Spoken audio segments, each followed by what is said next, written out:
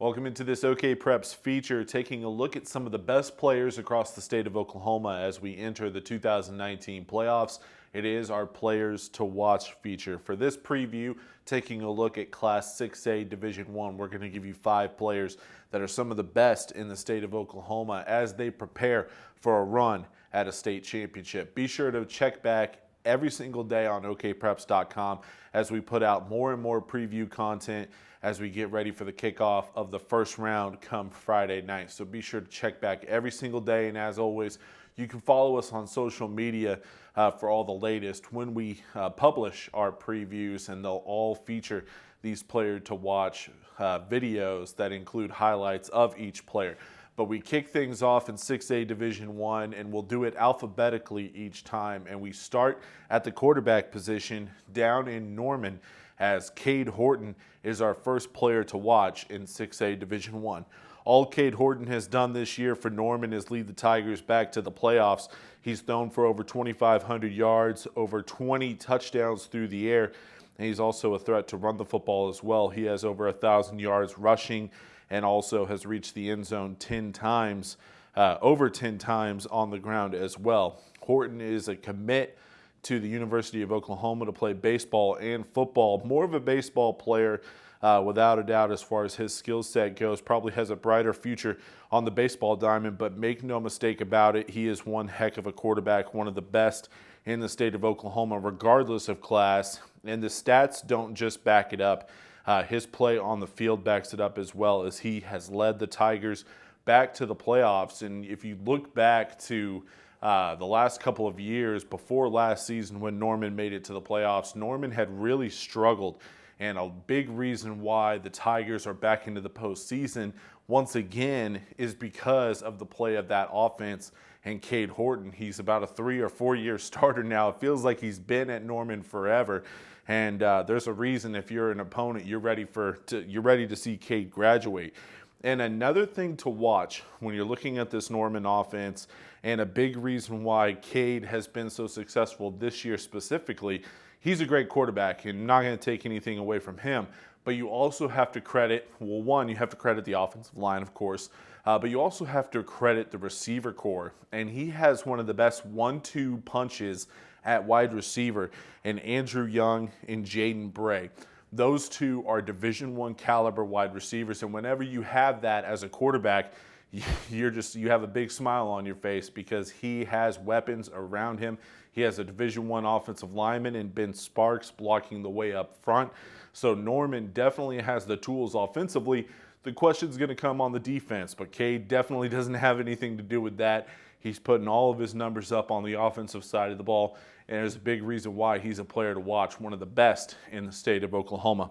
We stay at the quarterback position, but we go to the undefeated Owasso Rams, the top-ranked Rams, going into the postseason looking for their second state championship in the last 3 years.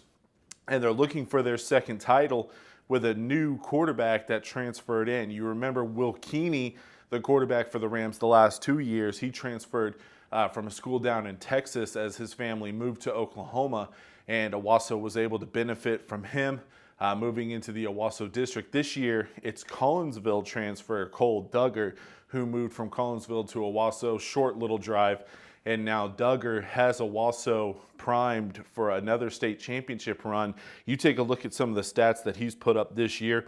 Over 2,300 yards through the air, nearly 30 touchdowns passing, only 1 interception. This guy has been insanely accurate with the football. And one thing that I definitely like about Duggar's game is his consistency. He has at least 2 touchdowns in every single game that they've played this year up to this point.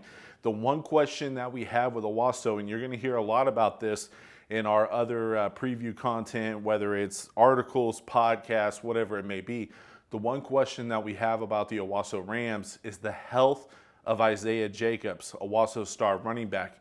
If he is hurt, and he's missed a lot of time, he's missed basically the last month or so of action for Owasso. If he's hurt, this Owasso offense looks different. More pressure is going to be put on Cole Duggar to perform under the bright lights in the playoffs. And now this is a kid we mentioned moving in from Collinsville. You watched Collinsville last year. They were one of the best teams in Class 5A. They lost to Carl Albert in the state semifinals. Last year, I called that the de facto state championship game. I thought that Carl Albert and Collinsville were the two best teams in 5A last year. So Duggar definitely has experience playing in big games, playing in big atmospheres, and with the lights shining brightest. So obviously, if Jacobs is healthy, he's one of the best running backs in the state of Oklahoma. This offense is going to look different. Duggar won't have as much pressure, but you look at what he's been able to do with Jacobs nursing that injury. He definitely hasn't missed a beat, and this Owasso offense has been one of the best in 6A1. We move on and we go to the wide receiver position, but we stay in the Tulsa area to Broken Arrow, defending champion. The defending champion Tigers are back into the playoffs, looking to go back-to-back, and it's been an up-and-down season for Broken Arrow. And we look at the wide receiver position with Isaiah Keller, the senior standout for the Tigers. And when I say up and down, I mean up and down coming off of a state championship where you went undefeated on the way to a gold ball. Isaiah Keller has been one of the bright spots, one of the consistent bright spots here for Broken Arrow throughout the 2019 season. This is a Broken Arrow team that has stars all over the field.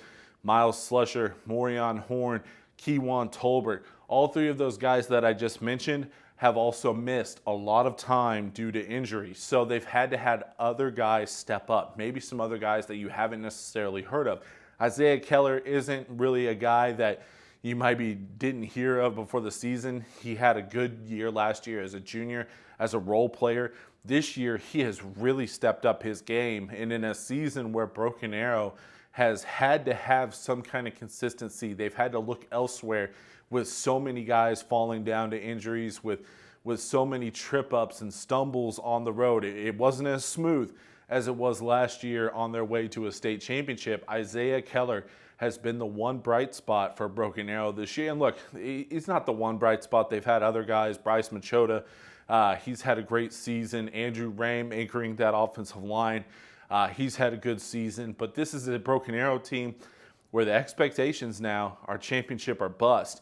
And so for BA, you have to take a look at who's going to be healthy in the big-time games. Keller, in the biggest of games this season, seems to play some of his best football. So look for him to shine bright this year in the postseason. We go over to the west side for our next player to watch, and we flip it to the defensive side of the ball. How about a little defense from Edmond Santa Fe linebacker James Stevenson? Santa Fe, one of the surprise teams in the 2019 season, going on the road and beating Broken Arrow and Jenks in the same season. Obviously, that made headlines throughout the 2019 season, and there's a good reason why, as Santa Fe has one of the best defensive units in the state. And when you take a look at Stevenson, it's pretty easy to see that he is an absolute animal. I was at the game when they knocked off Jenks, and I walked away so impressed with the gameplay from Stevenson when he's on the field, when he's off the field. He's a coach on the field. He's just an extension of that Edmond Santa Fe coaching staff, and he's helping some of the younger kids on this Wolf defense get into the right position, get into the right spots to make the right plays. Stevenson is a part of a front seven for Santa Fe that absolutely tears up opposing running attacks. So look for Santa Fe. I mean, they've obviously been a surprise team this year. How far can they go? Are they a state championship contender? Well, they say that defense wins championships, and they have one of the best defenses in the state, led by linebacker James Stevenson. And our final player to watch here in our 6A1 preview, we go to the Jenks Trojans, to Wilcox, a guy who plays a variety of positions. I have him listed as Mr. Do-It-All. And when you look at the Jenks season, speaking of up and down, hitting some bumps in the road, including a loss to Santa Fe, as we just mentioned, Wilcox has been one of the bright spots for the Jenks Trojans throughout the season, whether it was their slow start earlier this year or whether it was their push to make playoff seeding, to get into the playoffs, to get a higher seed. Wilcox has been one of the best players for the Trojans, whether it's having to fill in at quarterback as a Wildcat QB, whether it's at running back, it doesn't matter. Cox has been able to do a variety of things. He also plays on the defensive side of the ball for Jenks. And look, that's no secret. That Jenks, they're going to put their best playmakers wherever they need them. And I've been so impressed to see the emergence of Wilcox, because one of the questions I had about Jenks, and they were going to have a new quarterback having to replace Ian Corwin.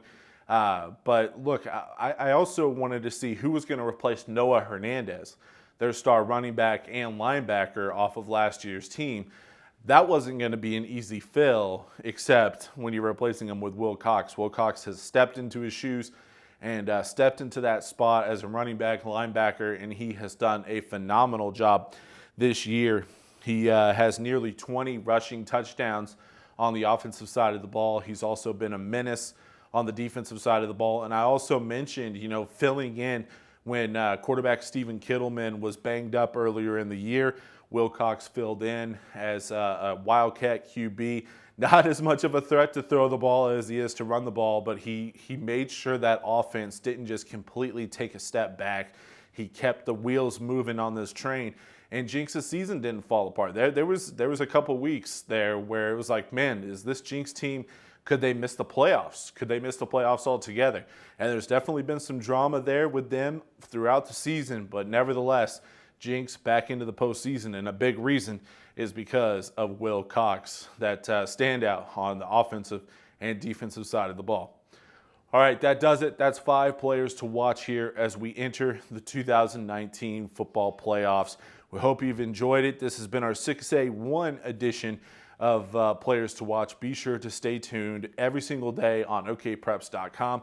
We'll have players to watch for 6A2, 5A, 4A, 3, all the way down.